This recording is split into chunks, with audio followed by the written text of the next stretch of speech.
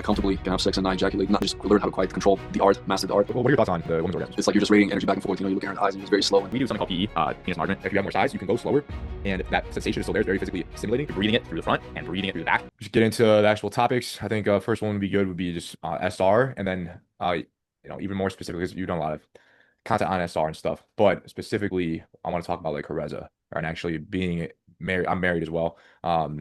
Joe was in a relationship practicing as well, and being married and practicing semen retention. All right, so you want to kind of go into a little bit of your story about Sure. transitioning from this path of celibacy and from being on Pure SR, retention. yeah, to getting into Carza with your wife. And maybe talk a little bit how you met your wife too. I'm interested in that and like how that all came about, how Christ brought her into your life.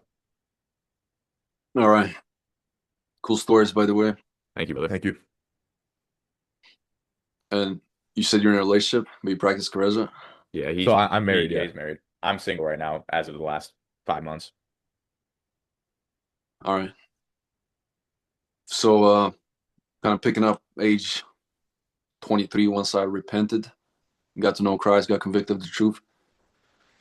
I stopped banging around, and the only default is celibacy, as the other stuff is no longer an option. So I embarked celibacy as the default. And like I said, I went on for 3.5 years up until I met my wife. In the beginning, I wasn't necessarily looking for a wife. I was just building my new life with the foundation in Christ. But of course, being 23 and the ideal age to get a wife is when she's young. So if you're old, you're gonna struggle. I kept that in mind. Of course, I would go to youths and whatnot. You know, I would talk to girls that were believers when I got the chance. And at some point, I was just going to youths, different youths, trying to meet believing girls, trying to engage them. Nothing was panning out too much either. So were you actively kind of looking for a wife? At this point, yeah. So it was like maybe a year and a half later. Okay. Well, maybe it was closer to 2 years because I gave celibacy a go. I never intended to be a celibate or monk, but I was like, I gave it a fair shot. Like, if this is what God wants, and this is my ordinance, then I'll embrace it. But it wasn't, because no matter how much I overcame lust, and I very well could do without it, no struggle. I always yearned for female companionship or intimacy as well, physical. So at that point, a couple years later, I figured, it's not that I wanted to be a celibate, but I gave it a fair shot either way. I was going for a wife and nothing was panning out, talking to random girls and youths. And yeah, it was mostly that because I wasn't going for girls that weren't believers. It wasn't panning out. My local youth, either I would date the girl, I wouldn't like something about her, or just I wouldn't go anywhere further until I just started praying about it. Well, I've been praying about it the whole time, but I started praying about it and just believing, and I just kept doing that. And in due time, I met my wife. It was on Instagram, actually. And How did you how did you find her? DM her or just something? slid up. It was like mutual suggestions. Oh, Just nice. slid up, said hi, and the rest is history. And she was like on the same level of me. She was a celibate lifelong, never like defiled with porn or masturbation. She was a She had a virgin. fairly firm foundation in Christ. She was into similar things as me, like health, fitness, and conspiracy theories, just truth of the world type stuff. How old So was she when you met her?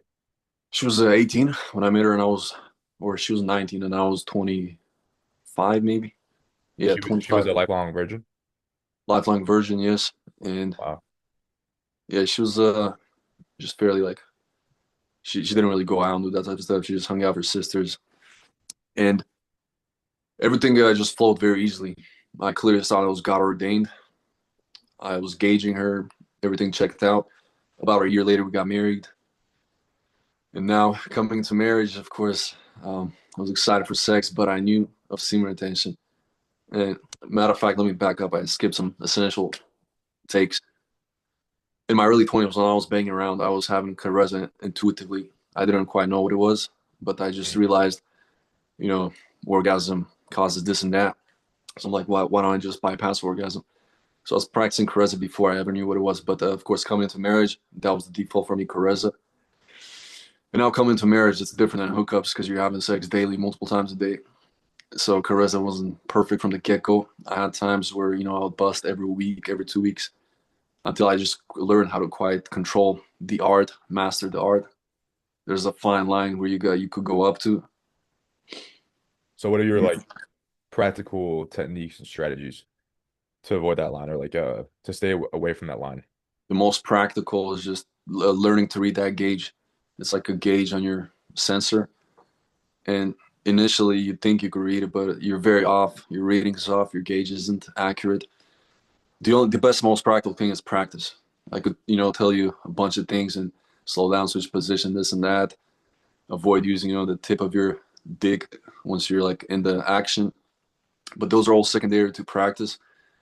You gotta consciously just attempt to bang forever without busting.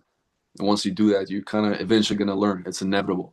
You keep doing it, you're gonna learn your fine lines. You're gonna learn, you know, your gauge is going off. You know when to stop. It's just an art at the end of the day, and the only way to perfect the art is practice. But at this point, I comfortably can have sex and not ejaculate, not even do a dry orgasm. Some people believe in that, but I don't, because ejaculation or not, orgasm is degenerate in Hmm. its nature. Yeah, it So just spikes the Dopamine yeah, the response. same thing for sure. I even notice if I getting if I'm in a session and I'm like getting too close to the line, like the closer I am to the line, the worse I feel afterwards. Probably from like the dopamine's spiking, getting Energy close. drainage. So I noticed that personally for me, but I think like one of the most important things is like pelvic floor control and relaxation. A lot of guys have tight pelvic floors, and that creates the ejaculation response. You know, as you when you ejaculate, you're literally squeezing. Kegels. yeah, I heard of it. Yeah, it's like a Kegel is like that's guys like subconsciously are Kegeling a lot from like chronic masturbation, because when you Kegel, it kind of like feels a little bit better for a moment because it's building up closer to ejaculation. So You guys get have more, a tight little more pelvic side floors. too. They don't realize that Kegeling during sex is they're subconsciously doing it and it's building them up closer to ejaculation. So that's the I think like reading it is really important, like knowing when you're at the point of no return and knowing how close you can get, and like when you got to stop, and then like obviously slowing down, changing positions.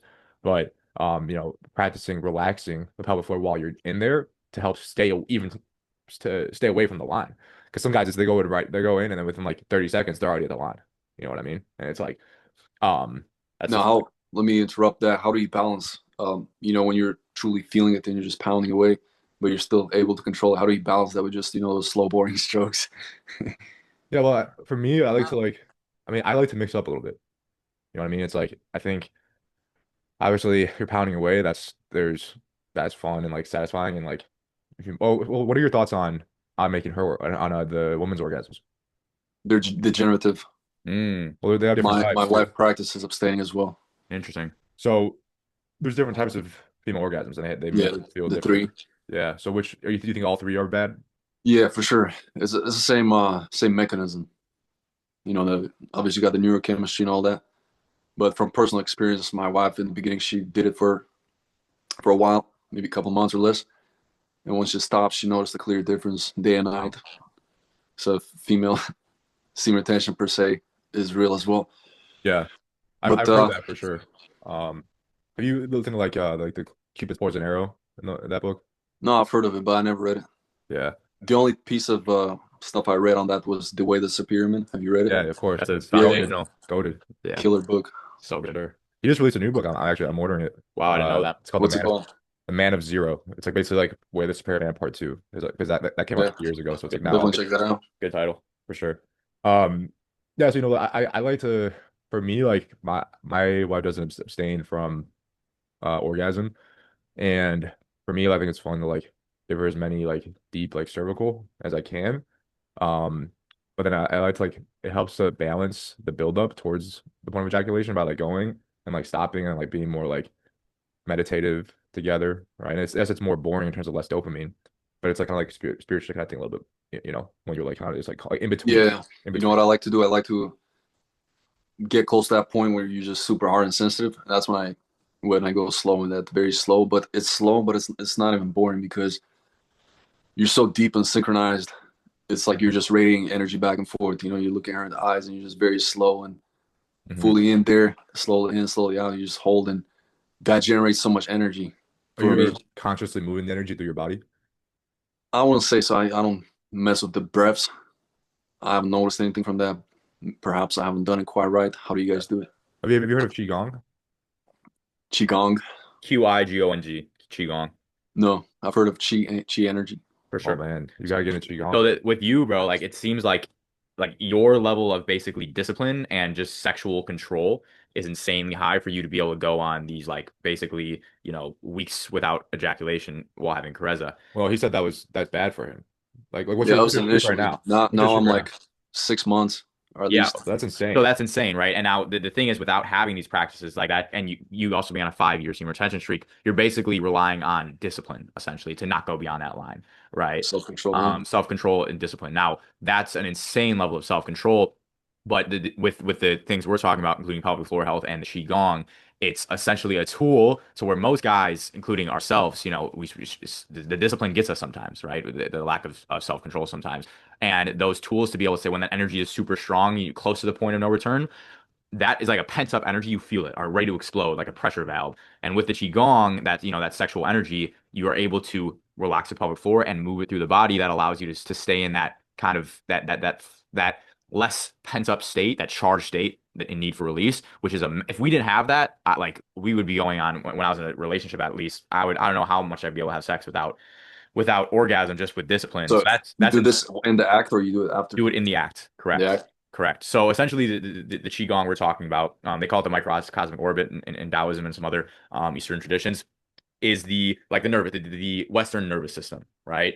Follows along a path through the front of the body and through the back of the body. Now, you can tangibly feel this actual path. It's not just pseudoscience. You feel it coursing with energy when you focus on it. And during sex, with the breath, you're breathing it through the front and breathing it through the back. And that energy, that sexual energy, I saw the video of you like moving around, doing the semen retention, like kind of like getting that energy flowing.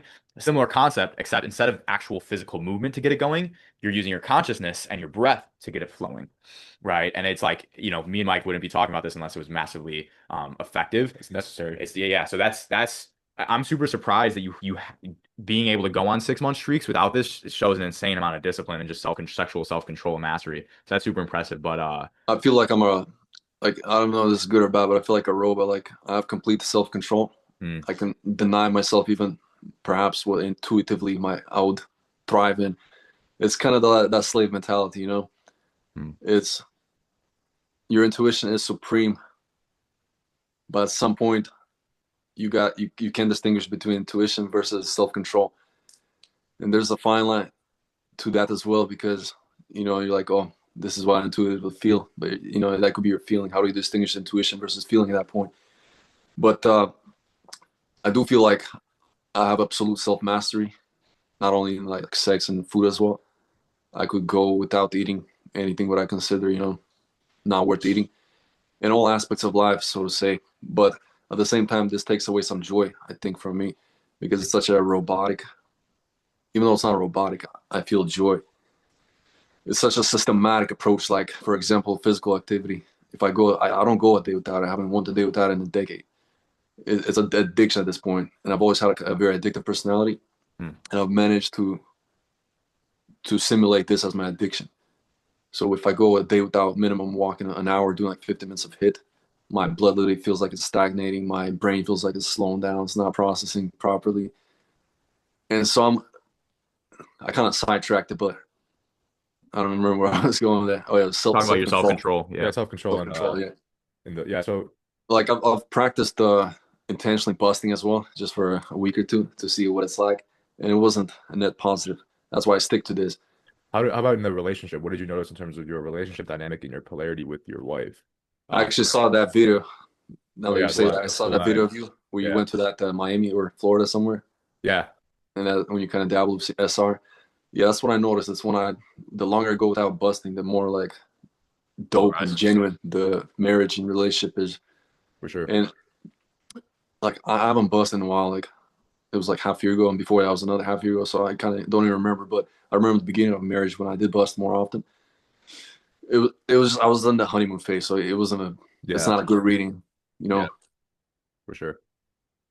How often do you guys bang when you are in a relationship and you and your marriage? For me, it's like pretty much mostly every day, if not every other day, like at least like 5 days a week. For me, something you go ahead. My bad. So yeah, for me it was extremely easy. We didn't live together, so I was here on the weekends, and then during the weekends we'd have basically sex very often. But right now I mean I'm celibate. There's no reason for me not to be. I've kind of like that your story of hey I went to go bang the chicks wasn't fulfilling. It's like you hear Dan Bilzerian saying the same thing about and he's banged thousands or hundreds and hundreds of tens, and it's like so I've been able to like kind of like tell my soul even though it desires the casual sex that it's not necessary. So that I've been celibate since the relationship, and I plan on that until I find a woman I could see being my wife. But yeah, Yo, when we were in a so relationship, it was how'd you relapse then? me. I was doing so we do something called PE, penis enlargement, which like exercise, etc. During this, you need to be erect, and so I practice tantric masturbation, there pretty much every time. And it's lost discipline, right? I was doing the tantric masturbation. You keep the lust out of your mind. Same thing as Carza. Essentially, that energy that we're talking about, you're breathing it through the body. You keep lust out of your mind. I basically let lust get to my mind, right? During that, and then I failed. It was just a complete lack of discipline. So that was about a 3 month streak. But yeah, I was being a faggot, is what you would say, is how I relapsed. Yeah. Have you ever heard of PE? I've heard of it. Do you know Good Looking Loser? Oh yeah, Yeah. for sure. Yeah, I heard of him from bowling tournament back in the day, but I never dabbled in it. Yeah. So I got that was one of like insecurity I had back when I was going through my research time just because I was like I'm pretty big. I'm like 6'2", over 200 pounds. I was like kind of like average. And then obviously, growing up watching porn and stuff, most guys, I would say one of the main insecurities for all guys can be like penis size, right? Like just like if you had like a baseline, what is a natural physical insecurity guys have? It's that. And I also had like ED, right? I didn't mention in my which we'll get into more when we talk about hormones. But my what was wrong with me was I had a brain tumor on my pituitary gland. So I had Mm. prolactinoma. My prolactin was constantly spiked well over the reference range, 24/7. So that's why the prolactin, you wear prolactin, I'm sure, right? Yeah, So that's why even though my testosterone was like decent, like 800, 900, my prolactin, if you have hyperlactin, it negates the effects. You're gonna feel like you have OT. it's the most potent. Yeah, Yeah. receptor level. Yeah. So that was what was wrong with me. And so whenever I had ED too. So I discovered PE. I thought it was a scam at first. I was like, oh, this is a scam. And then like a couple years later, evidence came overwhelming, and I was like, well, I'll try it out. Why not? I'm in a period of like intense maximizing self-improvement. I'm obsessed with being the best version of myself in every way. I've gained since I started like over an inch of length and girth, a permanent size increase. And I actually think that this practice is important not only just for like confidence, but actually for charisma and semen retention.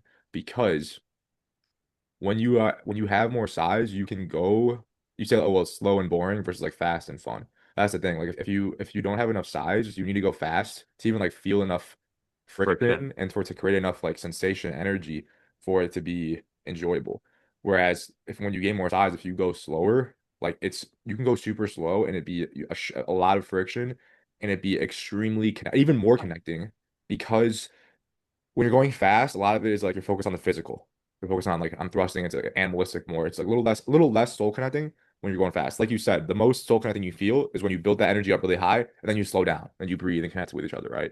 But the thing here is that if you have more size, you can go slower and that sensation is still there. It's very physically stimulating while you're not exerting yourself so much physically, so you can slow down and focus on the spiritual connection. So when you're in PE, like you could do things like temporary boosts. So sometimes before I have sex, when I have like slow sex, I'll do something that gives me a temporary boost inside, it's like a noticeable boost, and I notice like I can go way slower, and it's like way better. And those are the most spiritually connecting energy transferring sessions.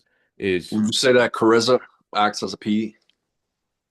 Right, they increase the size, you're saying? Like this I Carza think increase steam the retention kind of maximizes you a little bit, but PE is No, like Careza itself, because is this like you said the masturbation thing? You're just basically working a muscle. Doesn't Careza do the same thing? slightly, yeah. For like basically saying does the sex increase Careza sex increase size overall? oh, I mean, no, not really, because Not compared to like well, the actual it exercise. maximizes your erection quality because you're doing semen retention, and of course, it's like keeping your test high. You're doing semen retention too. You're not like when you like watching porn jerking off, your dick's like like numb and like pale and like Well, he not hasn't known in the past well, 10 I'm saying years. back then, it's been a while, but he probably just remembers back then. Yeah, yeah. So it maximizes that. But what PE actually does is it actually gives you real tissue. It adds tissue. Like the gym Yeah, like how like So what's the actual? How do you actually do it? protocol. so there's basically elongation for length and expansion for girth. So you have to over engorge expansion wise to gain girth, and then for length, you just elongate over time, time under tension, Similar and to muscle.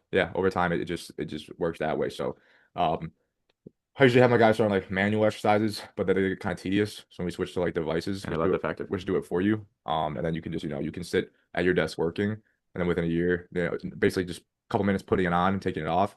And then a year later, you're an inch bigger. Sex with your wife is better. You don't have to go as hard for it to be as stimulating. It's easier to do Carza. It's more spiritually connecting. Right. So it's not just an ego or vanity thing, Yeah. And it also depends on your starting size, how much you need and how much of a difference it'll make.